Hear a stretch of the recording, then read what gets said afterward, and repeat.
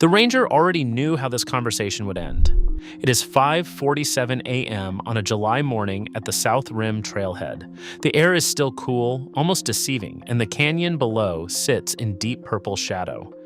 Margaret Bradley is crouched near the trailhead sign, lacing her trail runners with the practiced efficiency of someone who has done this 1,000 times. She is fit, experienced. The kind of person who tracks her splits and knows her hydration numbers. She has 2 water bottles. She has a plan. The ranger approaches. He is polite, measured. He has had this conversation before. He tells her the temperature will cross 100 degrees Fahrenheit by 10 a.m. He mentions that the inner canyon runs roughly 20 degrees hotter than the rim. He says the word dehydration clearly, without drama. Margaret listens, she thanks him, she smiles. Then she heads down the trail. He watches her disappear into the shadow of the canyon, then he turns around, because there is already another hiker behind her. There's always another hiker. Over 900 people have died at the Grand Canyon since records began in the 1860s. Not hypothetically, not in freak accidents that nobody could have seen coming. 900 lives accumulated across 150 years of warnings, signs, railings, and ranger conversations, exactly like the one that just happened at 5:47 a.m. In 2024 alone, 16 people died here. Park rangers run a program called Preventive Search and Rescue, PSR, and every single year they make contact with roughly 100,000 hikers. They issue direct, face-to-face warnings to somewhere between 25,000 and 30,000 of them. That is not a sign on a post. That is a human being looking another human being in the eye and saying, "This could kill you." So here is the question that should unsettle you. If rangers are warning that many people every year, how many of those warnings actually land? And more unsettling still, what kind of person hears that warning, understands it, and walks forward anyway? The answer, it turns out, is almost everyone. Not because people are reckless, not because they're ignoring the canyon's reputation, but because the canyon is specifically, almost surgically, designed to feel safe at the exact moment it's becoming dangerous. Here's the trap. The trail going down is a joy. The air is cooler near the rim, the path descends at a gentle grade, and every step forward feels like progress. Your legs are fresh. The views keep opening up. You're not hiking, you're exploring. The Bright Angel Trail drops nearly 4,500 feet from the South Rim to the Colorado River. And that descent can feel so effortless that first-time visitors routinely walk 3, 4, 5 miles in before it even occurs to them to check the time. That's the canyon's signature kill mechanism. Not the cliffs, not the heat alone, the combination of a fun descent and a punishing return. Because what goes down must come back up. And it comes back up in full afternoon sun, after your body has already spent several hours working, sweating, and burning through whatever water you brought. The inner canyon floor regularly hits 110, even 115 degrees Fahrenheit in summer. The rim where you started might have felt like a pleasant 80. That 20-plus degree differential isn't just uncomfortable, it's physiologically destabilizing. Your cooling system gets overwhelmed before you realize it's struggling, and the distances deceive you completely. What looks on a map like a short, manageable trail is often 8 to 10 miles round trip. NPS researchers found that remote backcountry day hikers had the highest probability of not carrying adequate water or becoming sick and injured mid-hike. Not beginners stumbling in unprepared. Day hikers, people who came with a plan. Think about a runner named Margaret lacing her shoes at 5:47 a.m. She had a plan too. The canyon doesn't punish ignorance. It punishes the moment when confidence outruns information. When the downhill feels like an answer instead of a question. And somewhere around mile 4, heading deeper into that purple shadow, the question finally arrives, just a little too late. So the canyon tricks people, but that still doesn't explain the other category of deaths, the ones that happen not on the trail, but at the rim itself. The ones where the warning isn't subtle at all. It's a railing, and some people climb over it anyway. Between 2007 and August 2023, 40 people fell to their deaths at the Grand Canyon. That's 2.4 people per year, every year, for 16 years. And according to NPS-based records, roughly half of those falls involve someone who bypassed a safety barrier to get there. Half. Not people who stumbled on a loose rock, not people who didn't see the edge coming. People who looked at a railing, assessed it, and made a deliberate choice to step around it or over it. Stand at any popular South Rim viewpoint and watch for 10 minutes. You'll see it. Someone will approach the barrier, glance at the posted sign, and then lean over the railing for a photo. Someone else will notice a ledge about 4 feet below, wide enough to stand on, apparently stable, and lower themselves down for a better angle. A third person will sit on top of the barrier itself, legs dangling over the canyon, phone raised, smiling. Rangers describe this pattern with a kind of exhausted familiarity. They've watched it happen thousands of times. They intervene when they can, but there are miles of rim, hundreds of viewpoints, and the behavior keeps repeating because the ledge really does look stable. The drop beyond it isn't always visible from where you're standing. The danger is tucked away, out of frame. Here's what makes this so psychologically uncomfortable. The impulse isn't foreign. You've probably felt it. That pull toward the edge, the sense that the railing is blocking something rather than protecting you. The view is genuinely better from 2 feet further out. Your brain registers the ledge as solid ground because it looks like solid ground, and solid ground is safe. At least one documented fatal fall wasn't even about the view. A visitor dropped something, a personal item, something that mattered, and reached for it. Just a quick reach. The kind of instinctive grab you'd make in your own kitchen. The barrier isn't the beginning of the story, it's the last line. Before the railing, there was a sign. Before the sign, there was a ranger. And before the ranger, there was a person who believed with complete sincerity that this particular edge was different. Falls are visible, dramatic, and fast. But the canyon's most patient killer works slowly, invisibly, and is almost always mistaken for something else entirely until it's too late. Heat doesn't announce itself. There's no cracking sound, no sudden drop, no moment where the danger becomes visible. It simply accumulates degree by degree, mile by mile, until the body's ability to compensate quietly collapses. A peer-reviewed study of Grand Canyon emergency medical records documented 474 non-fatal heat-related cases alongside 6 fatal ones.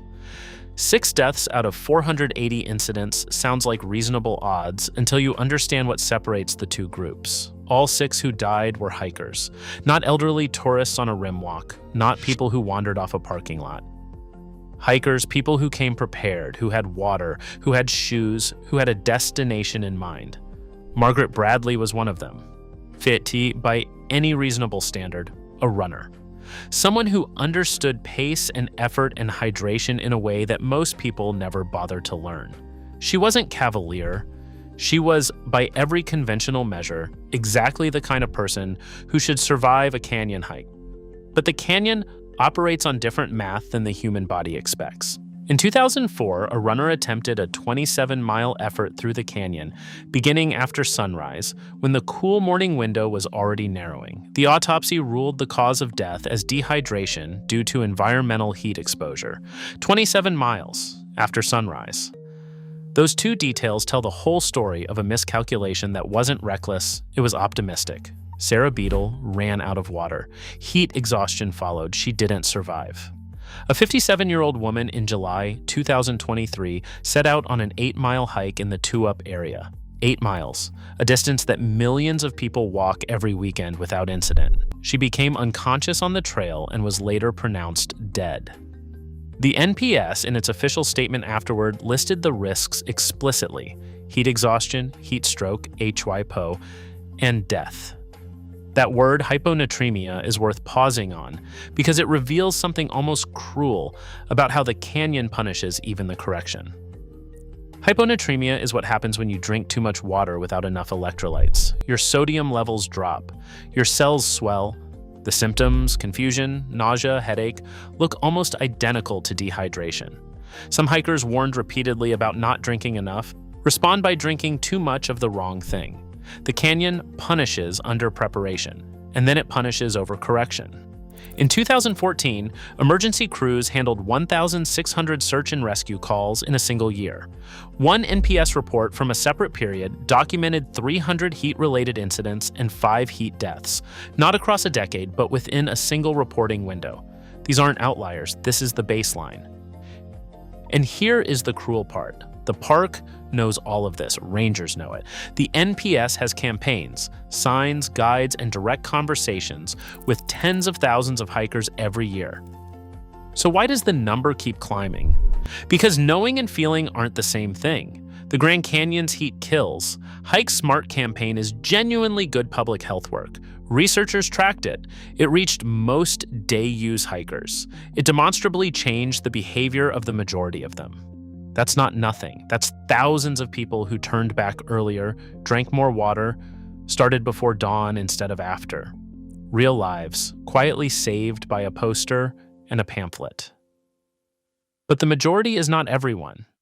And in a place this unforgiving, the gap between those two phrases is measured in bodies. Picture a ranger, let's call her by her role, because she represents hundreds like her, standing at a Bright Angel trailhead on a July morning. She's not dramatic about it. She doesn't wave her arms. She approaches a group of 4 hikers, speaks calmly, makes eye contact, and delivers a warning that is specific, evidence-based, and impossible to misunderstand. She mentions the temperature forecast. She mentions turnaround times. She answers their questions. They nod, they thank her, they head down the trail. She watches them go. Then she turns to the next group. This is the part that should stop you cold. The problem isn't the warning. The warning was perfect. The problem is a psychological architecture that the warning cannot reach. Researchers studying visitor compliance at Grand Canyon found that a wildlife distance safety intervention, well-designed, properly delivered, was unsuccessful overall in changing observed behavior during elk encounters. The message landed, the behavior didn't change. Those are 2 completely different things. Why? Because of what psychologists call optimism bias, the near-universal human conviction that statistics apply to other people. The hiker who nods at a ranger is not lying. They genuinely believe the warning is relevant. They just don't believe it is relevant to them. They flew here. They trained for this. They have good shoes and a full water bottle and a friend who did it last summer and was fine. That's not stupidity.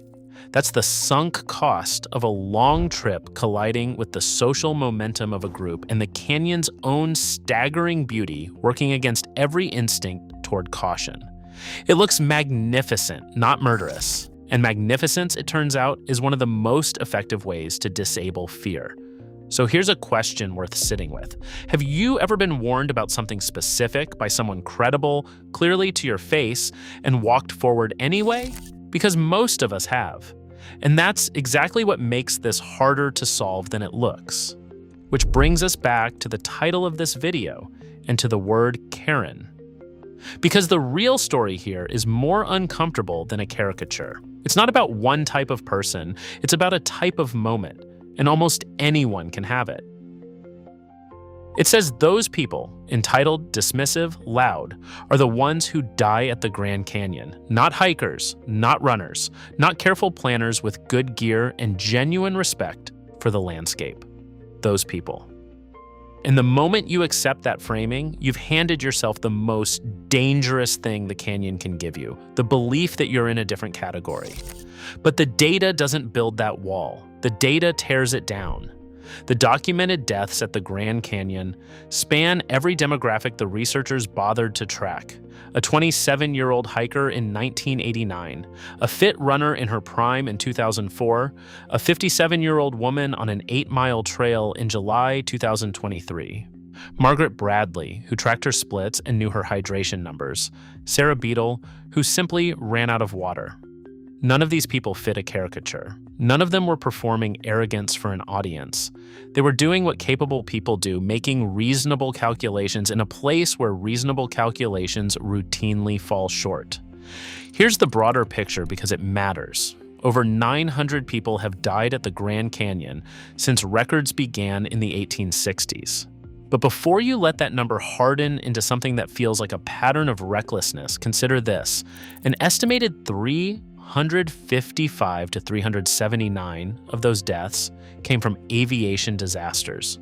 The 1956 mid-air collision alone killed 128 people in a single afternoon.